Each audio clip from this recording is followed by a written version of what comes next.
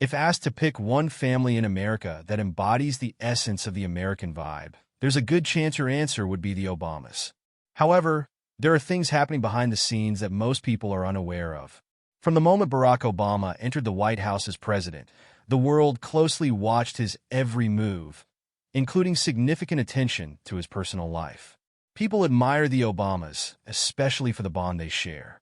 Michelle Obama has been a role model for many with her message of hope, family values, and unity. Beyond that, her contributions to education, poverty awareness, and human rights have made her a beloved figure. Together, Barack and Michelle have two beautiful daughters, Maria and Sasha, whom the world has watched grow up. Now that the girls are grown, a whole new chapter has come to light. Recently, one of Michelle Obama's daughters revealed shocking truths about the family, truths that no one saw coming. This revelation has shocked those who have followed the Obamas for years, exposing a side of the family that was previously unknown to the public. What are these secrets, and how do they change the way we view the Obamas? That's what we'll delve into. Before being elected President of the United States, Barack Obama was a state senator in Chicago, where he and Michelle settled after their marriage on October 3, 1992. 6 years later, the couple welcomed their first child, Maria, who was born on July 4, 1998. Barack often praises Maria and expresses how proud he is of her. Maria also has a younger sister, Sasha, born on June 10, 2001. In 2009, the family moved from Chicago to Washington, D.C. when Barack became president. The transition wasn't easy for the children, as leaving behind their childhood friends and familiar surroundings was a challenge. Despite their initial reluctance, Malia and Sasha eventually adjusted to life at the White House. At the time of the move, Malia was 10 and Sasha was 8. Barack served as president for 8 years, during which Malia and Sasha lived in the White House and attended Sidwell Friends School. In a 2011 interview, Michelle shared that the girls were doing great and leading healthy, normal lives. Barack remarked on the sisters' close bond and expressed joy in watching them grow into young women.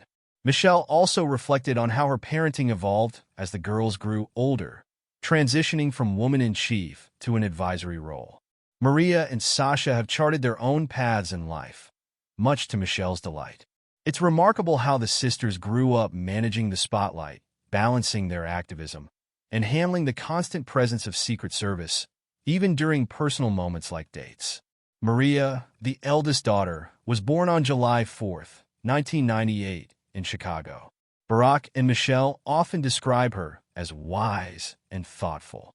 As a child, she loved collecting keychains and taking drama classes. By the first grade, she was setting her alarm and making her bed, unusual for a child from a privileged background. Barack once shared a story about a 6-year-old Maria asking him if they were rich. He replied that they were well off compared to most, but not truly rich. Maria responded that she was glad, as she preferred a simple life. This moment left a lasting impression on Barack.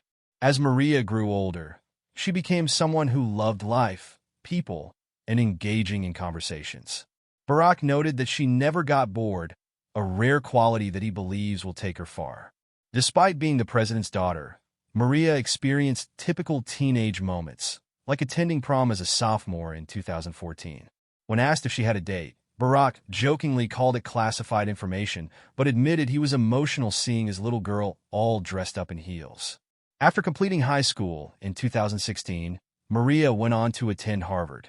Michael Jackson loved knowledge and had a profound passion for books.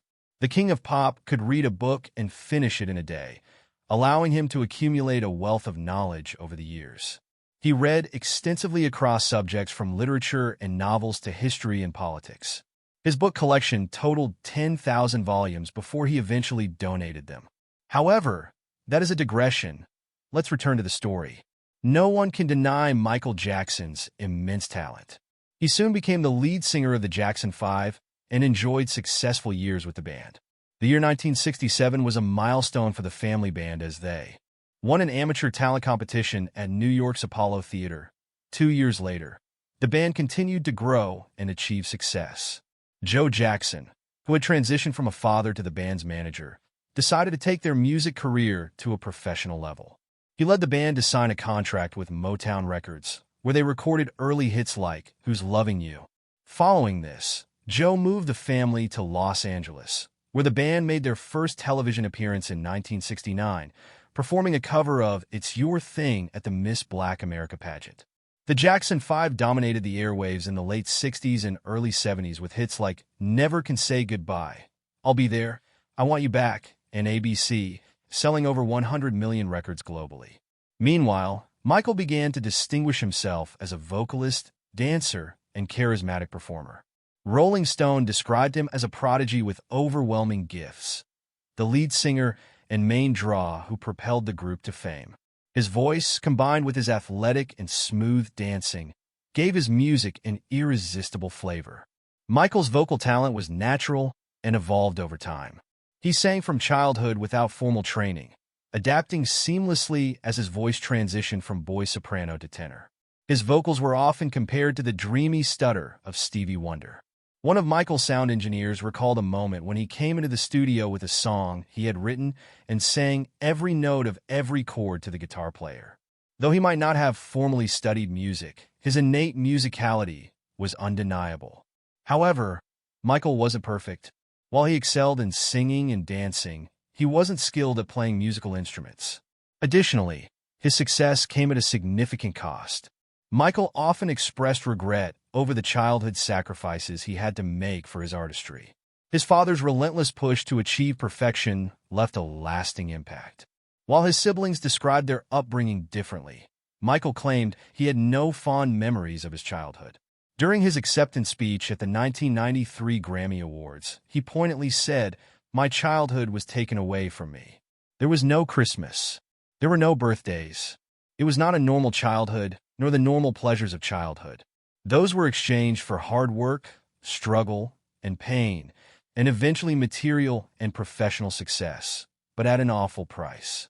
I cannot recreate that part of my life, nor would I change any part of my life." In interviews, the Jackson siblings often reminisced fondly about their childhood in their hometown, but media attention primarily focused on the strict and controlling nature of their father, Joe. Despite his own challenging experiences with fatherhood, Michael became a father himself and approached parenthood differently from how he was raised. He displayed a sense of pride and joy when speaking about his children, who meant the world to him. Michael's life took a turn when he was diagnosed with vitiligo, which led him on a search for treatment and, eventually, love. In 1996, he married Debbie Rowe, his dermatologist's assistant. The couple welcomed their first child, Michael Joseph Jackson Jr., in February 1997, followed by their second child, Paris, in April 1998. Unfortunately, their marriage ended in April 2000, with Rowe conceding custody of the children in an $8 million settlement. After the divorce, Michael welcomed his third child, Prince Michael Jackson II, in February 2002 through surrogacy. Despite the challenges he faced, Michael cherished fatherhood. "I enjoy taking care of my children myself," he said in an interview with Geraldo Rivera. "It's fun. That's why I had them, so I could take care of them. It's just a great relief for me."